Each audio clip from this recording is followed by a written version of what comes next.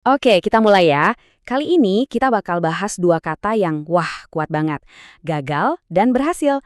Seringkali kita lihat keduanya kayak musuh bebuyutan kan? Tapi gimana kalau sebenarnya mereka itu cuma dua sisi dari koin yang sama? Sebuah ujian dari sang pencipta. Yuk kita bedah bareng-bareng.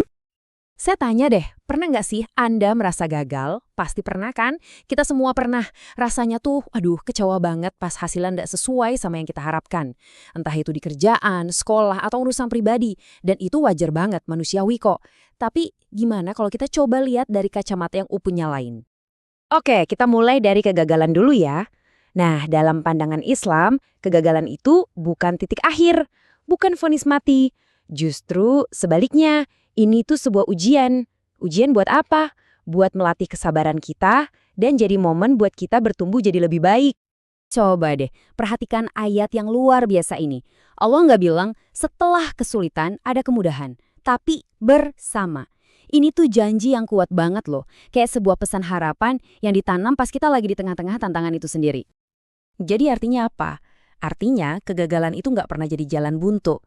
Ini janji darinya bahwa pertolongan dan kesempatan itu bakal selalu ngikutin, mengubah apa yang kelihatannya kayak tembok penghalang jadi sebuah pintu gerbang menuju kemudahan yang berikutnya. Oke, sekarang kita pindah ke sisi sebaliknya. Dan ini mungkin agak sedikit mengejutkan buat sebagian dari kita. Ternyata, keberhasilan itu juga ujian.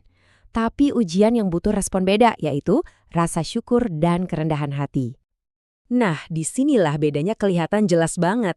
Kalau pandangan umum kan, sukses itu seringnya dianggap murni hasil kerja keras kita, puncak pencapaian kita, dan jadi alasan buat bangga.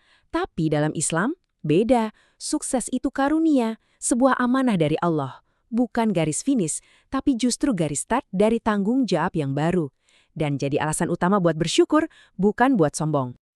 Nah, mungkin ada yang mikir, loh, terus apa gunanya saya kerja keras banting tulang? Ayat ini menjawabnya dengan sangat indah. Peran kita, tugas kita, adalah berusaha sekuat tenaga, tapi hasil akhirnya itu ada di tangannya. Tapi jangan salah sangka ya. Ini bukan berarti kita jadi pasif terus bilang ya udahlah terserah. Justru sebaliknya.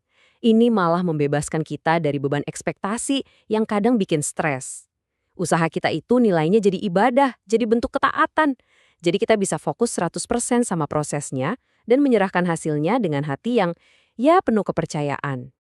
Biar lebih kebayang gimana prinsip ini bekerja di dunia nyata, kita bisa belajar dari teladan terbaik, Nabi Muhammad SAW, khususnya dari peristiwa Perang Uhud. Ini contoh yang, wah kuat banget, tentang gimana caranya tetap tegar di hadapan sesuatu yang kelihatannya kegagalan total. Jadi ceritanya, dalam Perang Uhud, kaum muslimin itu mengalami kekalahan yang menyakitkan banget. Tapi coba lihat, apa Rasulullah SAW dan para sahabat langsung nyerah, putus asa? Enggak, justru mereka langsung introspeksi. Apa ya yang salah tadi? Apa pelajaran yang bisa kita ambil? Kekalahan di medan perang itu bukan akhir dari segalanya. Justru jadi bahan bakar, jadi pelajaran super penting dalam perjalanan panjang menuju kemenangan yang sejati. Nah, dari semua cerita dan ayat tadi, kita bisa rangkum nih sebuah panduan praktis. Anggap aja kayak toolkit mental buat menghadapi pasang surutnya kehidupan dengan lebih bijak. Jadi, ini dia nih sikap bijak yang bisa kita latih. Pas lagi diuji dengan kegagalan, respons kita adalah sabar dan introspeksi.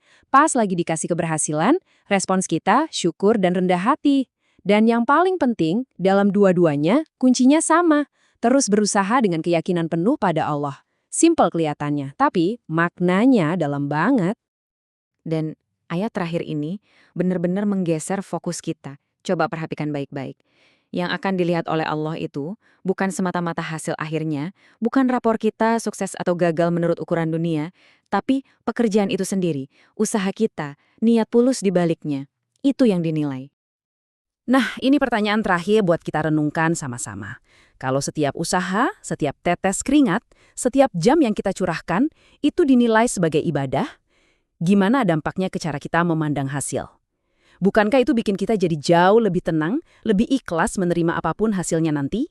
Ini mengubah tekanan jadi pengabdian, mengubah rasa cemas jadi kepercayaan. Sebuah cara pandang yang, jujur aja, sangat membebaskan.